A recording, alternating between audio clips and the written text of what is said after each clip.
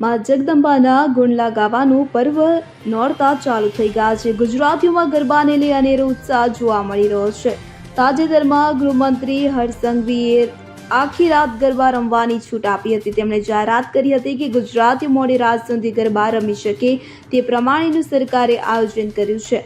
ત્યારે પોલીસે જાહેરનામું બહાર પાડ્યું હતું। તેમાં પોલીસે 12 વાગ્યા સુધીની છૂટ આપી હતી કે જેને લઈને વિડંબના ઉભી થઈ હતી। ત્યારે નવરાત્રીના પહેલા દિવસે રાજ્યના ગૃહમંત્રી હર્ષ સંઘવીએ ગાંધીનગરમાં ગરબાના ગ્રાઉન્ડની મુલાકાત લીધી હતી। તેમણે વિવિધ સ્થળોએ જઈને નોરતાની તૈયારીઓ પર નજર કરી હતી। હાલ તેમના નિવેદનનો એક વિડીયો વાયરલ થઈ રહ્યો છે। ગરબામાં ખેલૈયાઓ વચ્ચે પહોંચેલા હર્ષ સંઘવીએ હુંકાર કરતા કહ્યું હતું કે મોડે સુધી ગરબા રમવાની મંજૂરી આપી તો કેટલાક લોકોના પેટમાં દુખવા માંડ્યું। મારા ગુજરાતી ભાઈઓ ગુજરાતમાં નહીં તો શું પાકિસ્તાનમાં ગરબા રમશે?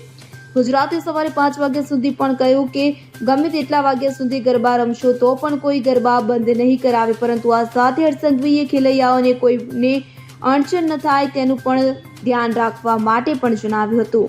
Bureau report CN24 news. હવે જુઓ દેશ દુનિયાની તમામ ખબરો તમારી આંગળીના ટેરવે।